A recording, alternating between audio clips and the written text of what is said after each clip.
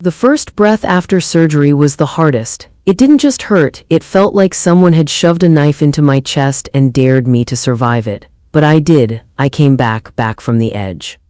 Back from that cold, floating nothingness where I wasn't sure if I was alive or just suspended in some space between memory and goodbye. They told me it was a success, triple bypass, 8 hours on the table, a few complications.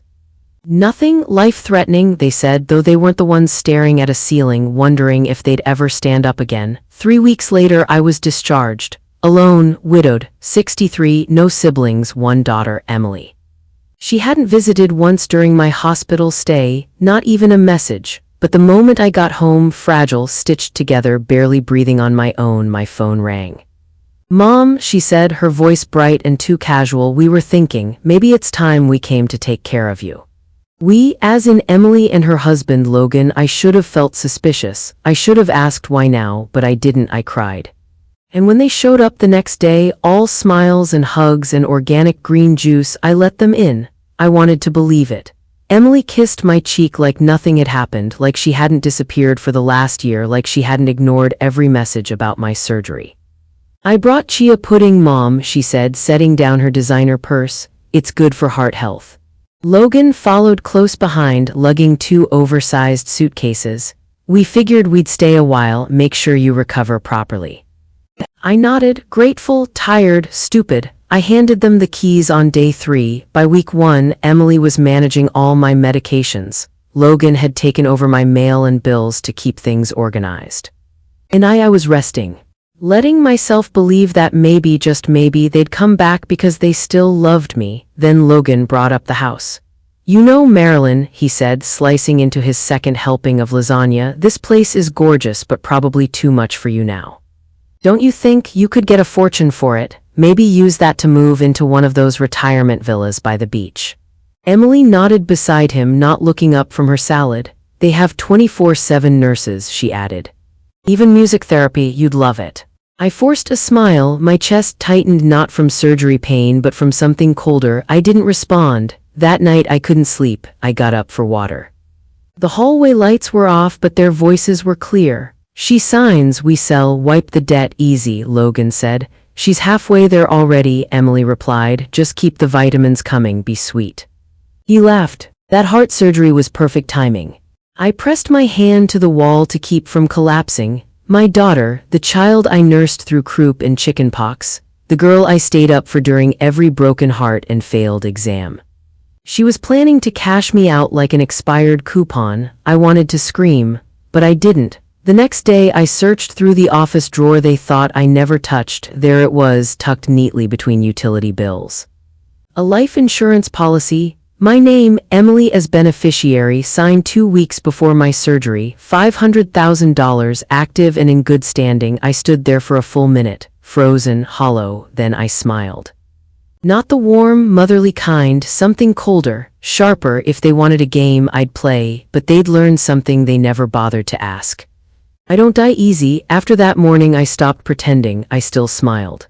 I still let Emily check my blood pressure and Logan handle my grocery list. I still ate the soup she brought me every afternoon, but behind my eyes something was already moving. I didn't let them see it.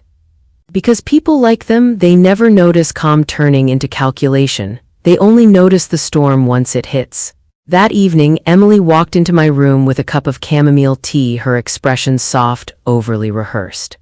"Sleep's important for healing," she said, setting the cup on my nightstand. "Just one sip will help you relax." I stared at the cup, clear, pale yellow, smelled faintly of lemon. I picked it up, smiled. Took a sip, and when she turned away, I quietly poured the rest into the small plant beside my bed.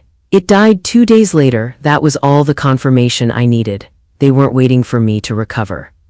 They were waiting for me to stop breathing. The next morning, Logan knocked on my door with what he called a fun idea. "A weekend away," he said, "just you and us, fresh air, no city noise, good for your heart." "Where?" I asked. "A little cabin on Driftwood Bluff, quiet, beautiful views, private." I knew the place, remote, no cell service, cliffs that dropped off into nothing. It was exactly the kind of location people disappeared from and were never found again. I smiled. "That sounds lovely. His face lit up. Emily came into the hallway, beaming. "I'll pack snacks," she said, "and your meds, don't worry, we've got everything covered." "I bet you do," I thought. That night, I sat at my old desk and opened the drawer no one else bothered with. Inside was my small tape recorder, still working, still sharp. I pressed record, then I whispered everything I knew, the policy, the tea, the late-night whispering. The fake kindness, the bluff. Then I tucked the recorder deep inside my purse just under my folded cardigan. I packed light, one change of clothes, my toothbrush, and a weapon I'd been sharpening quietly, the truth. We left early Saturday morning. Logan drove. Emily sat in the back with me, playing soothing playlists and handing me bottled water every 10 minutes. "You okay, Mom?" she asked. "Never better," I said, meaning every word. "Is that what I am to you?" I said to them both. "Half gone, a bank account waiting to be closed." Neither of them answered. The silence was all I needed. I turned and walked back toward the cabin, my legs steady now. Stronger than they had any right to be after what I'd been through. Back inside, I pulled out my phone, called my lawyer. "Hi, Richard," I said. "It's time, send the letter." 3 days later, Emily and Logan were served. Attempted insurance fraud. Exploitation of a vulnerable adult. The policy was frozen, their bank accounts flagged. I didn't press criminal charges yet. I left that option open. For now, I wanted something else. Distance, peace, control. I changed the locks on my house, donated the tea set, threw away the plant that had died from the poison, and I made one last phone call to my doctor, the one who saved my life after the surgery. He'd once told me, half joking, "You'll be back on your feet and climbing mountains in no time." He didn't know how close I'd come to falling off one. "Hey," I said when he picked up, "do you still run those hiking meetups on Sundays?" He laughed. "Still do. You ready to join us?" I smiled into the receiver, more than ever. I didn't pack much when I left. A few dresses, my sketchpad, a half-used bottle of lavender lotion. One photo, me and Emily on her 8th birthday, frosting on both our cheeks, her arms around my neck like she never wanted to let go. I held it for a long time before slipping it face down into a drawer. Some memories don't deserve frames anymore. The house felt too big that morning, too quiet in the wrong way, not peaceful, just emptied out, like the betrayal still lived in the walls. The letter from my lawyer had done its job. Emily called twice, I didn't pick up. Logan tried once, I blocked him. I didn't need more words. I'd had a lifetime's worth. Instead, I sat on the front porch with a hot cup of tea, not chamomile, and watched the sun rise over the water. It looked exactly the same as it always had, and yet nothing felt the same. Not me, not this home, not what family meant anymore. That afternoon, I listed the house. People said I was crazy. It's oceanfront. You worked your whole life for that house. But they didn't understand. The house had become a mausoleum, not for a person but for trust. 3 weeks later, I closed the deal. Sold it to a retired couple from Arizona who'd always dreamed of coastal mornings and garden roses. I handed over the keys, smiled warmly, and wished them happiness. They didn't know what had happened in the kitchen, the hallway, the bedroom. That was the point. I let them start fresh with clean walls, something I was finally giving myself to. I moved into a small one-bedroom apartment not far from the art center where I used to teach piano part-time. It was simple, wooden floors, white curtains, a balcony just big enough for a chair, and a plant I hadn't killed yet.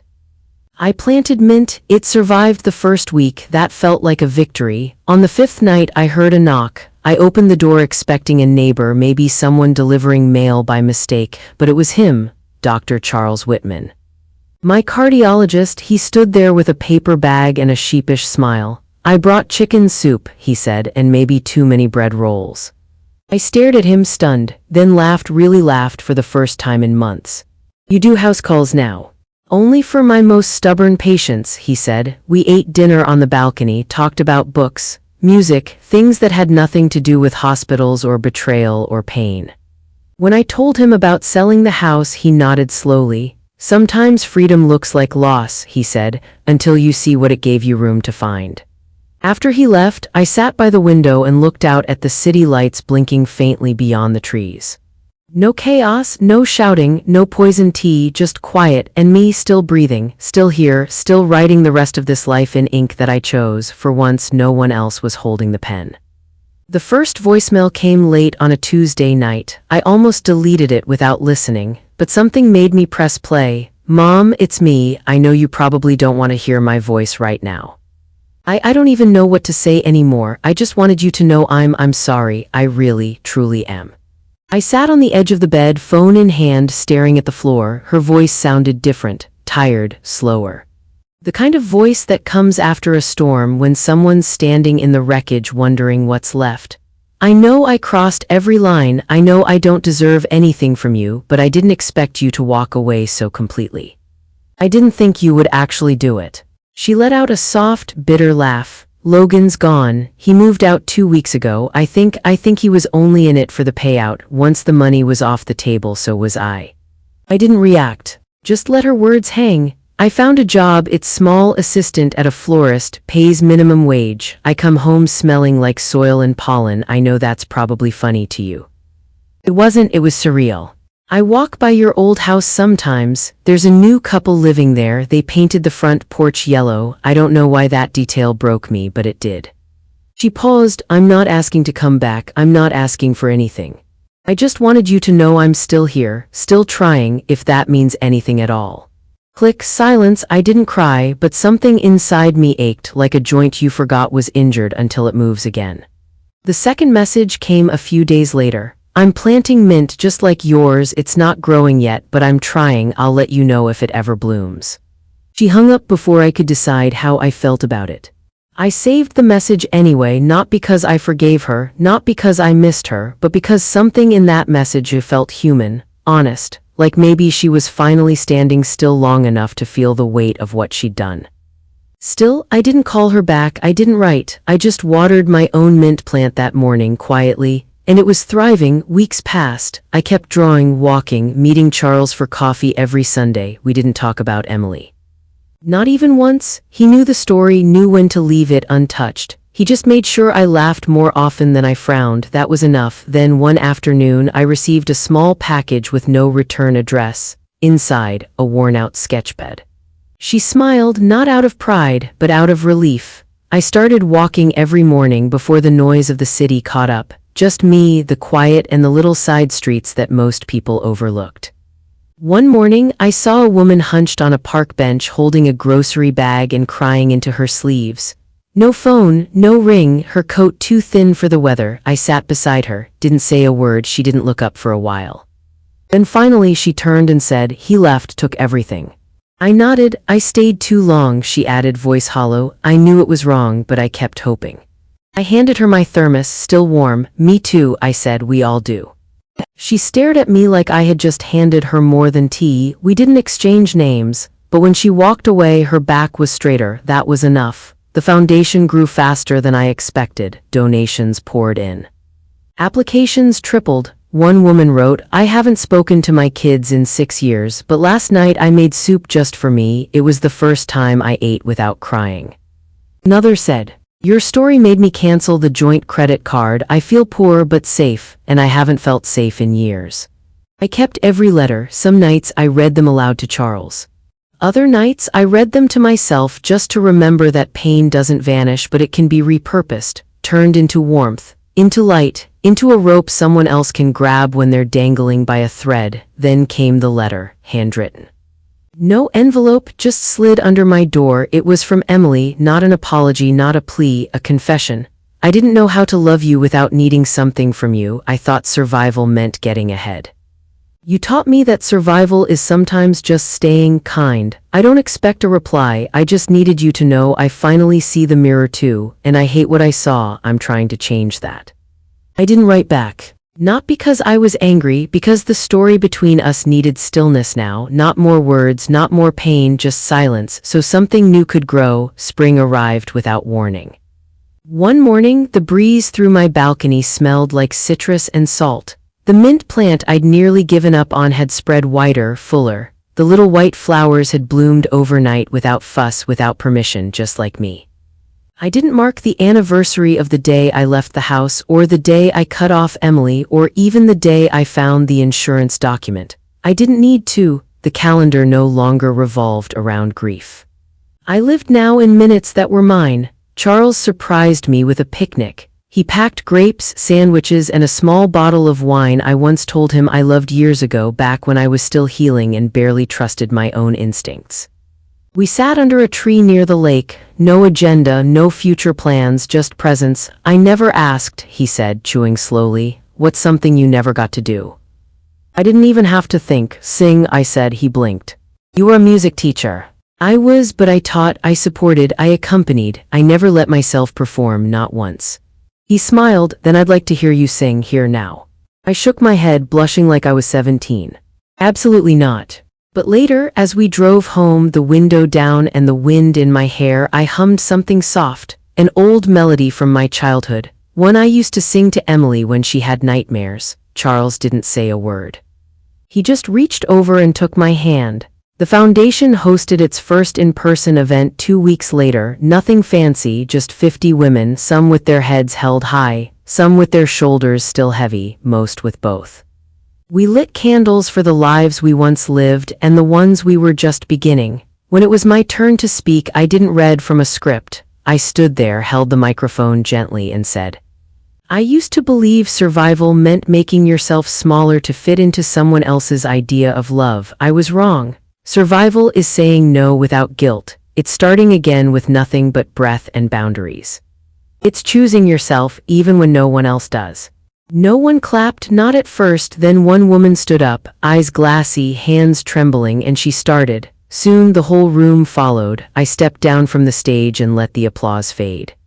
It didn't feed me, it didn't validate me, it simply matched me. I walked to the corner of the room, sat down, and stared at the flickering candlelight. That's when I saw her. Emily. She didn't approach, didn't try to hug me. Just stood near the back, hands folded in front of her, tears on her cheeks. She was listening, not for an answer, not for redemption, just listening. I didn't wave, I didn't look away. We stayed like that until the lights dimmed. Then she left quietly without a word, and I let her go, because maybe this time she wasn't walking out to escape me. Maybe she was walking out to meet herself. I thought closure would feel clean. Like a ribbon tied, a final chapter written, a door that doesn't creak when it closes. It doesn't, it's messier than that. Some mornings I still wake with her name in my mouth, half spoken, half forgotten. Some nights I still check my phone for a message that isn't coming, but that's not weakness. That's grief stretching its arms after a long sleep. That's love learning how to exist without expectations.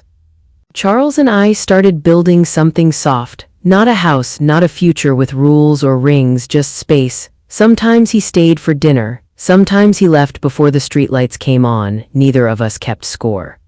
"I don't need forever," I told him once. "I don't either," he said. "I just want a now that doesn't hurt." So we built a now, shared recipes, took walks, left notes on each other's doors that said things like "Sky's beautiful at 5:45" or "Don't forget to buy strawberries." It wasn't fireworks, it was a warm lamp on a quiet table, and that was enough. One morning I found a letter under my welcome mat from a woman named Sandra. I didn't recognize the name. It read, "I saw you speak last month. You didn't look like someone who'd been broken. You looked like someone who survived on purpose. I left my husband the next day. Took nothing but a suitcase and a hope I wasn't stupid. I'm not, I'm free, thank you."